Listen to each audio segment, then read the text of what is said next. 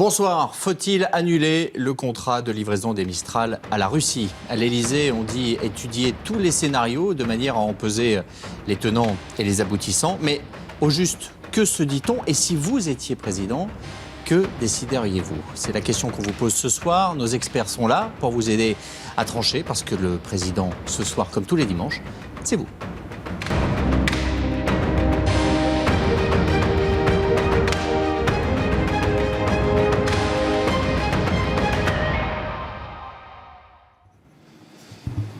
C'était un contrat porteur, 2 bâtiments de projection et de commandement de type Mistral, des BPC, avec une option pour 4. Un contrat et beaucoup d'argent, 1,2 milliard d'euros, des emplois à Saint-Nazaire, et aussi l'idée de vendre enfin des armes à la Russie, ce que l'on n'avait pas fait depuis des lustres. Souvenez-vous, c'était en 2011.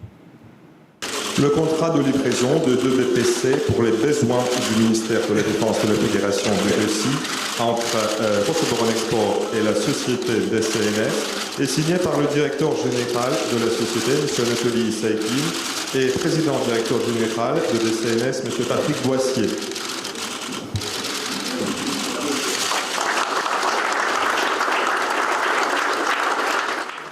La construction est lancée et puis tout change. Un nouveau président, François Hollande, une nouvelle approche et aussi une nouvelle situation géopolitique avec la crise en Ukraine et en suspens. Il n'était pas possible de livrer ce bâtiment alors même qu'il y avait la preuve que des militaires russes pouvaient être engagés en Ukraine et qu'à tout le moins, un soutien était apporté aux séparatistes. Aujourd'hui, le Vladivostok est fin prêt. Le Sébastopol vient de rentrer jeudi. Il a fait ses premiers ronds dans l'eau et apparemment tout fonctionne. La question donc est de savoir s'il faut annuler ce contrat de livraison avec les Russes, parce qu'on arrive à la date limite pour rendre ces bâtiments aux Russes. Autour de cette table, pour vous aider à répondre, un militaire qui en a vu d'autres, le général Queneau, un habitué pour ceux qui suivent cette émission. Un diplomate. Ce soir, ce sera un journaliste qui suit la diplomatie. Un journaliste que la diplomatie nous envie, Christian Macarian de l'Express. Et Gilles Rémy, bonsoir, merci d'être avec nous. Vous n'êtes pas très connu du grand public, mais ceux qui vont suivre cette émission ne vont pas le regretter. Vous faites partie de ces entrepreneurs qui ont mis le cap vers la Russie il y a une trentaine d'années et qui, lorsqu'il s'agit de négocier des gros contrats, eh bien on se tourne vers vous sur les implantations locales que vous avez sur place pour faciliter les choses. Et c'est ce que vous avez fait sur le Mistral, dont vous avez, entre autres, traduit la notice d'utilisation de près de 4000 pages. Vous nous en direz plus tout à l'heure. Première question, elle est très simple, messieurs. Est-ce qu'on a encore le choix de livrer ou de ne pas livrer? Christian. En vérité, de façon virtuelle et théorique, on l'a, puisque le contrat est assez catégorique, il est même tout à fait clair et net, et les raisons de ne pas exécuter ce contrat sont extrêmement infimes, sont extrêmement complexes. Il faudrait, dans l'idéal, juridiquement et pour des tas d'autres raisons qu'on va aborder, livrer. Mais ça, c'est le virtuel. Sur le plan stratégique et politique et dans le contexte actuel, il semble quand même que le pouvoir François Hollande et son cercle le plus proche à l'Élysée aient pris le chemin de ne pas livrer ces 2 BPC. C'est plié pour vous, général? Les Russes n'en verront jamais la couleur de ces bateaux? Non, le pire n'est jamais certain. Le pire n'est jamais certain. Moi, je reste persuadé qu'il faut livrer ces bâtiments parce que c'est la parole donnée, etc.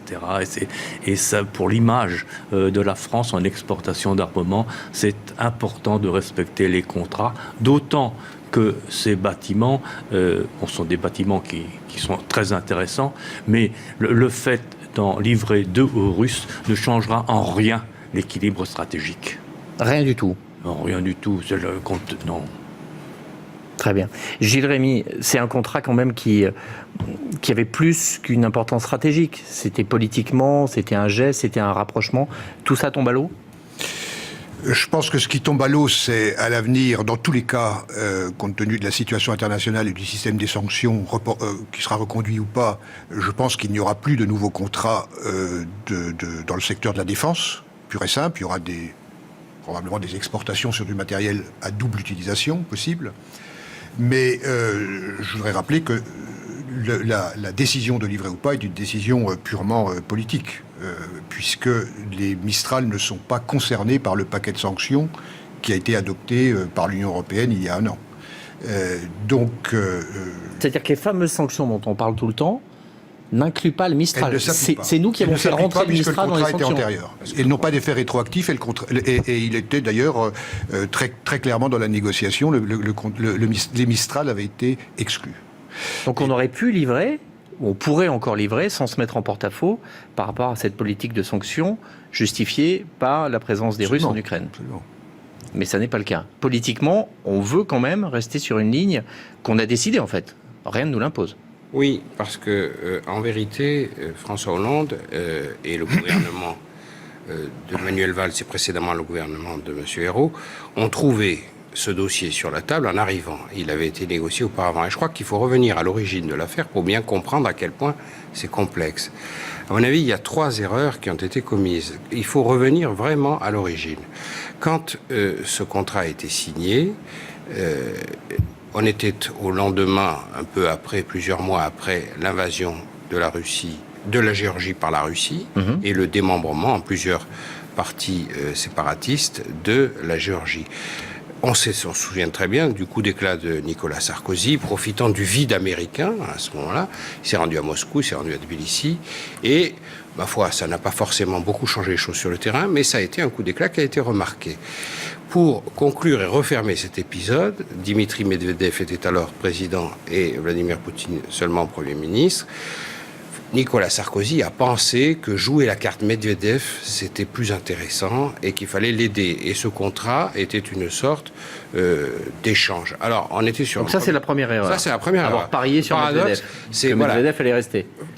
Parier sur Medvedev, et pour faire la paix, vendons des armes. Donc, un instrument de guerre pour faire la paix. Bon, la deuxième erreur, c'est que ça n'est pas une affaire commerciale.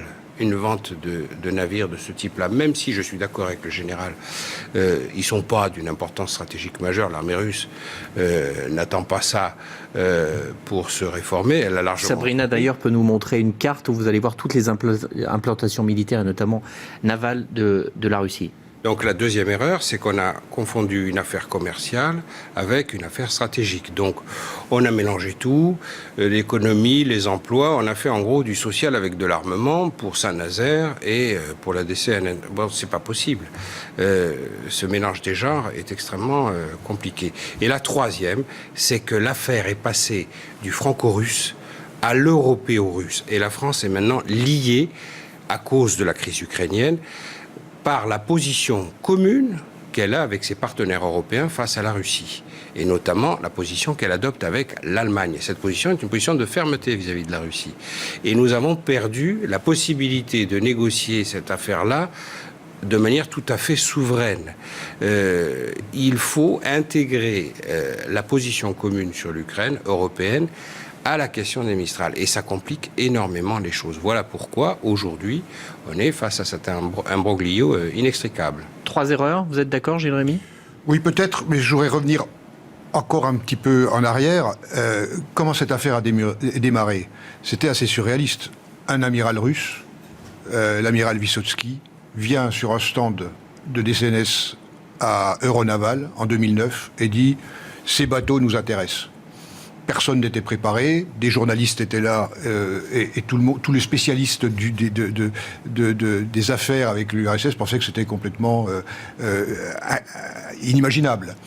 Encore une fois, parce qu'on ne leur avait jamais livré d'armes. Oui, et puis que les Russes s'adressent effectivement à un pays de l'OTAN pour produire. Alors, derrière tout ça, il y avait plusieurs raisons. Il y avait, je crois, effectivement, il y a le facteur humain, c'est qu'il y avait une partie de l'état-major russe qui pensait qu'un bateau de ce type, effectivement, pouvait être intéressant, parce que c'est pas, comme l'a dit le général, c'est pas c'est pas un bateau de guerre, c'est pas une corvette. On va le voir, ce bateau, d'ailleurs, en image. C'est un ferry, mais extrêmement... Il fait tout un peu. C'est le côté il est à la couteau fois suisse dont on parle souvent. Hôpital, porte-hélicoptère, etc. Et donc, c'est un produit très intelligent. C'est ce qu'on appelle le couteau suisse de la marine. Et ensuite, le dossier a été, avec la détermination de la partie russe, il a été soumis à la France et il est resté pendant plusieurs mois sans réponse. Et il a ressurgi un peu plus tard, et avec une volonté, je suis d'accord, qu'il y avait une volonté politique d'avoir un geste fort. Il y avait aussi des situations qui étaient extrêmement préoccupantes dans les chantiers navals de Saint-Nazaire. Oui, est-ce qu'il y avait un calcul politique chez Poutine aussi? Poutine n'était jamais locomotive sur ce dossier.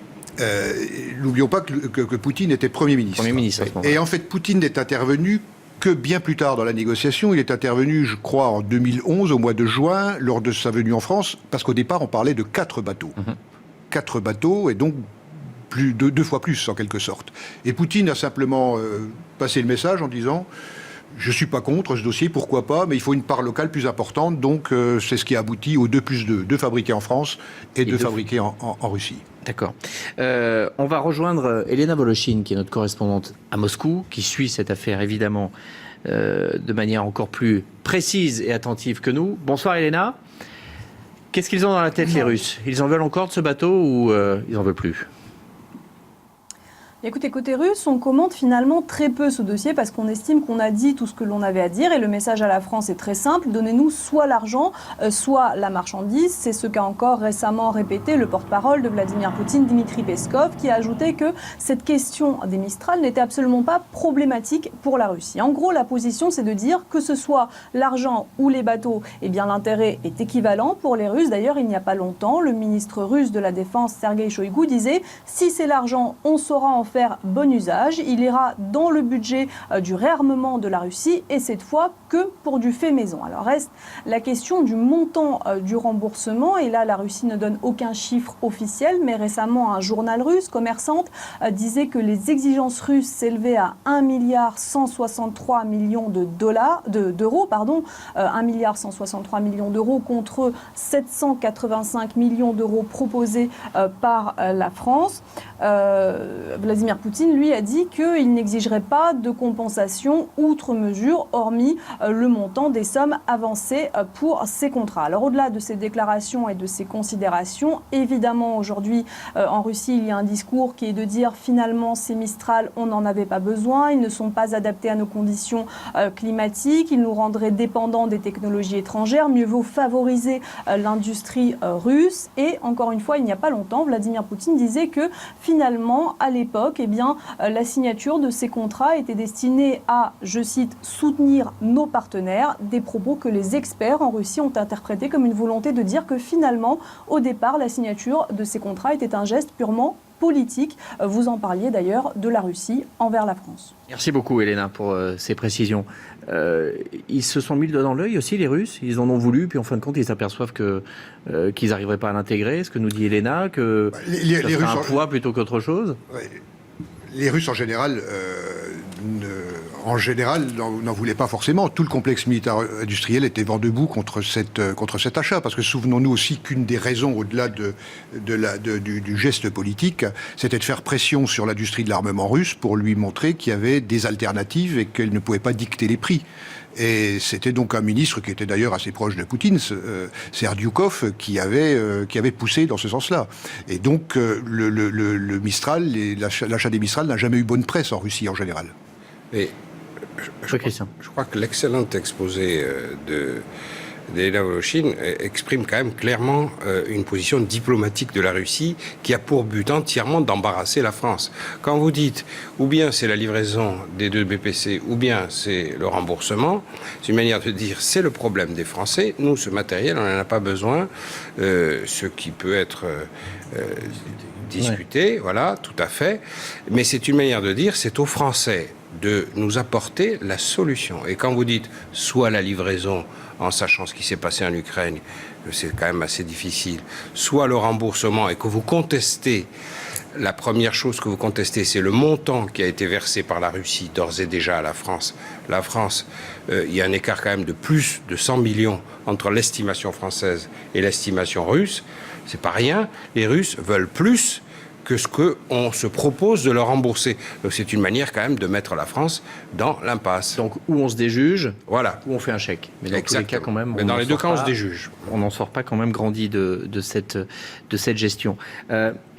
Question simple. Si on ne livre pas, est-ce qu'on ne peut pas considérer aussi que la France a pris des positions de principe et qu'elle s'y maintient et qu'il y a une forme de grandeur à rester ferme sur ses principes et sur sa politique? Est-ce que diplomatiquement, c'est ce qui en restera? Ou est-ce que l'idée qui va rester, c'est qu'on a géré ce dossier comme des amateurs? Le problème principal, c'est à la limite moins la livraison que le timing.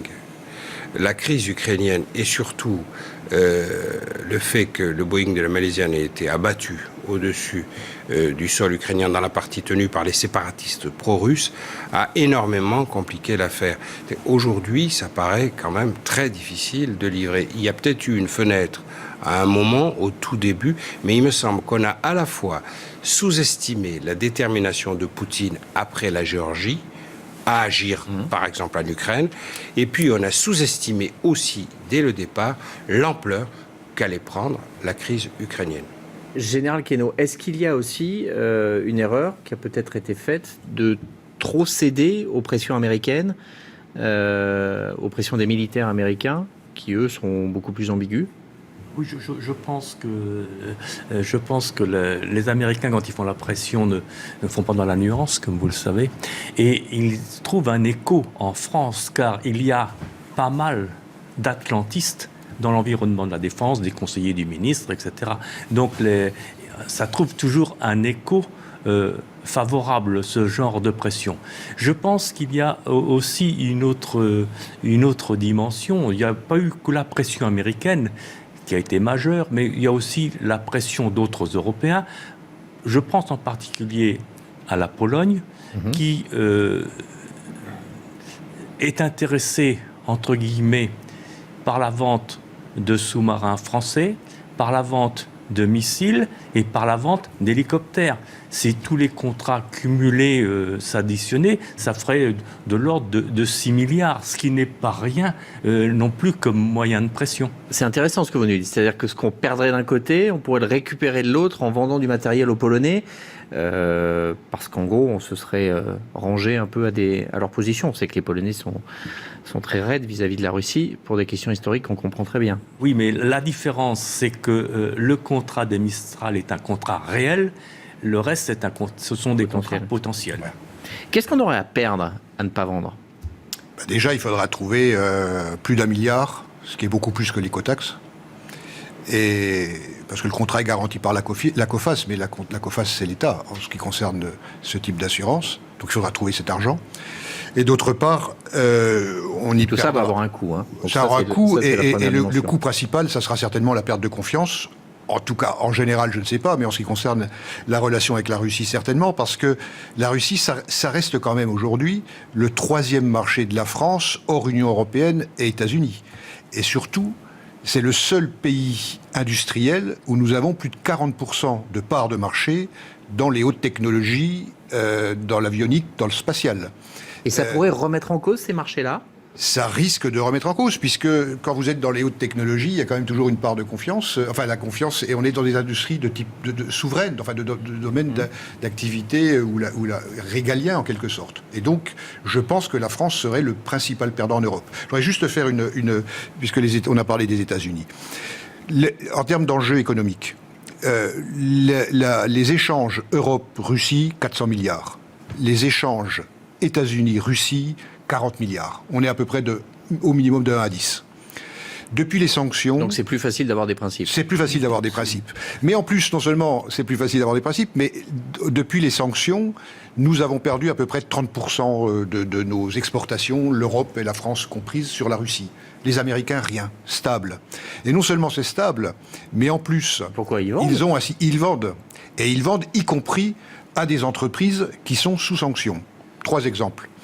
Les moteurs pour leurs fusées, Energomash, leur achat de titane dans de telles quantités que ça peut mettre même en péril les approvisionnements d'Airbus, des hélicoptères M17 pour l'Afghanistan, les moteurs d'hélicoptères destinés à Rosneft, compagnie pétrolière sous sanction, etc. C'est-à-dire les Américains n'ont pas perdu $1 par un système extrêmement intelligent et pragmatique de sanctions.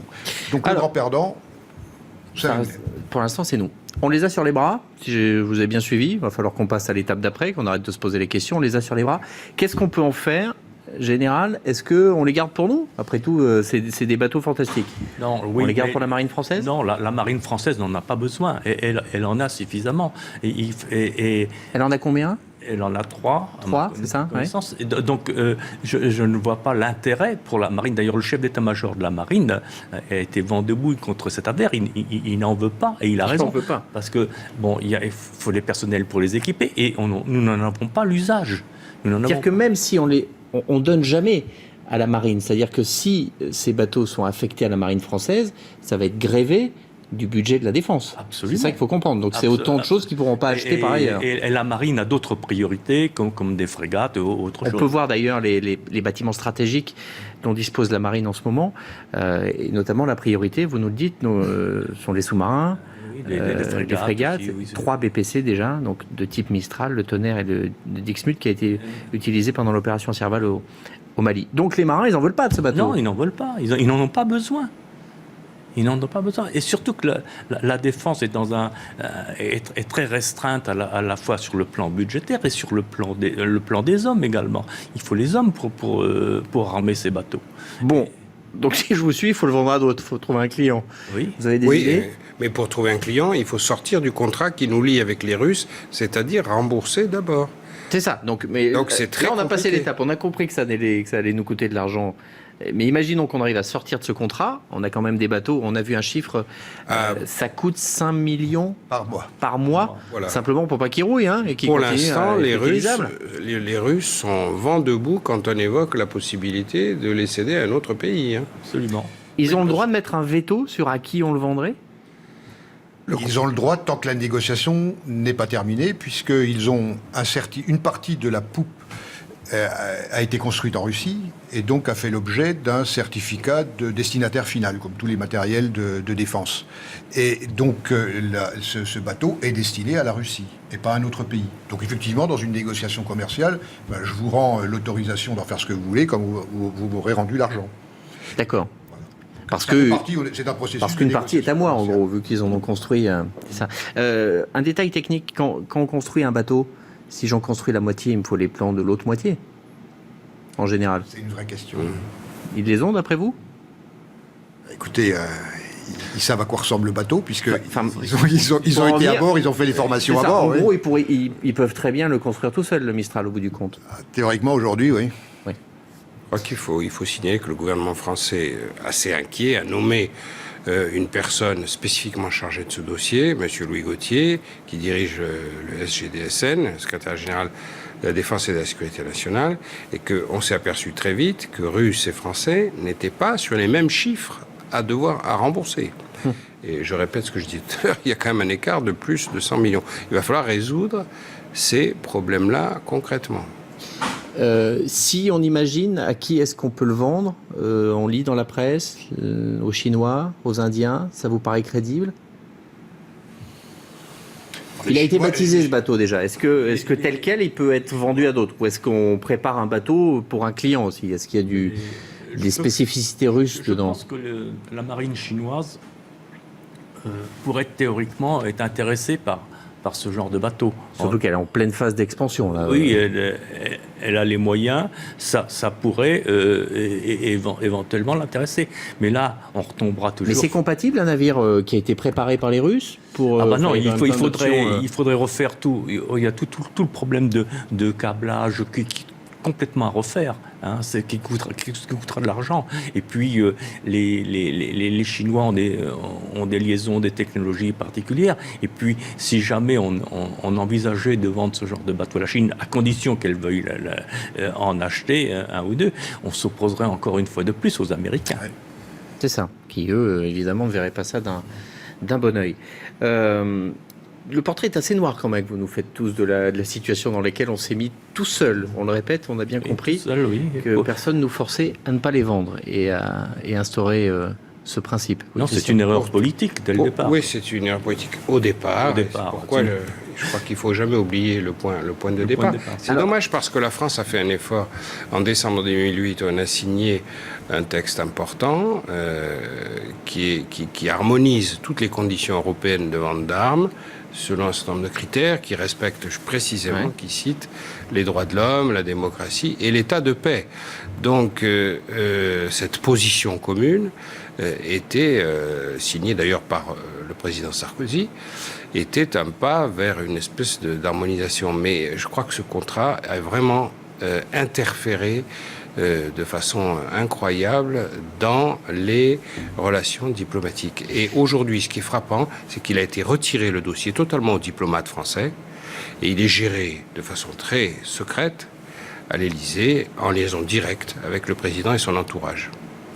Comme l'optimisme est une démarche, est-ce qu'on ne peut pas considérer que de cette situation quand même assez négative, si on ne les vend pas, si on paye des pénalités, est-ce qu'on ne pourra pas, au long terme, en tirer quelques avantages politiques, par exemple, vis-à-vis de l'OTAN, vis-à-vis d'autres pays européens, une position de la France affermie au sein de l'Europe? Vous y croyez, ça? Vous n'avez aucune gratitude entre États.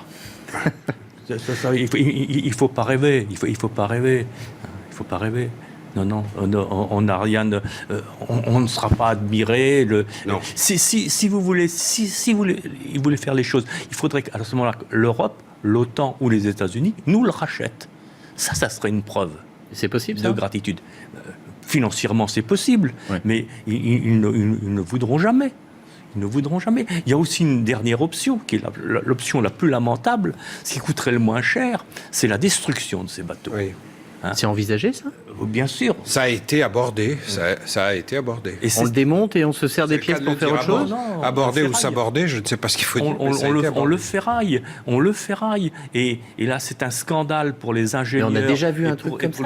Et pour les ouvriers qui ont construit un bateau et on le démonte parce qu'on s'est emmêlé dans le contrat? On ne peut pas faire ça au chantier et à l'excellence des ingénieurs et des ouvriers. Mais non, on ne peut pas. Moralement, on ne peut pas le faire. Mais si vous avez une approche purement économique, c'est ce qui serait moins coûteux.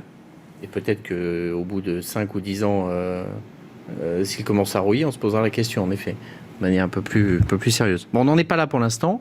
On va bientôt arriver à la fin de cette émission. On a fait vraiment le tour de cette question du Mistral qui est assez compliquée. Vous allez pouvoir trancher, vous qui êtes président, depuis quelques minutes. Et vous pouvez encore le faire sur le site de itélé.fr. Un dernier tour de table, comme on le fait dans les cellules de crise, autour d'un président de la République. Je vais vous demander une recommandation à tous. Qu'est-ce qu'on fait et comment on s'y prend, là, à partir de demain, de manière très concrète? On commence par la diplomatie. Il faut absolument changer de position par rapport à la Russie et nouer un dialogue plus constructif. On l'a dit et répété, le président Hollande a déjà fait une inflexion, il a commencé, et ce dossier, les Mistral, est tributaire du cadre général des relations entre la France et la Russie et elle s'arrange entre un l'Europe tout et la petit peu. Russie. On a vu des prises de contact après, notamment les cérémonies. Un tout petit peu, Arménie, mais c'est lié évidemment à l'observation sur le terrain de ce qui se passe en Ukraine. Donc on trouvera d'autant mieux une solution pour les deux BPC qu'on aura cessé d'être en opposition aussi frontale avec la Russie. Et de ce point de vue-là, il faut aussi que Poutine y mette du sien. Pour ce que vous en savez, l'entrevue en Arménie entre Hollande et Poutine, elle s'est soldée comment? Elle ne s'est pas soldée par une avancée majeure, mais au moins le dialogue est noué. C'est-à-dire, je pense qu'on est dans une sorte de partie de poker diplomatique. Les Russes ont un avantage à nous mettre dans l'embarras. Pour l'instant, ils l'exploitent. quand je vous dis que la diplomatie nous l'envie.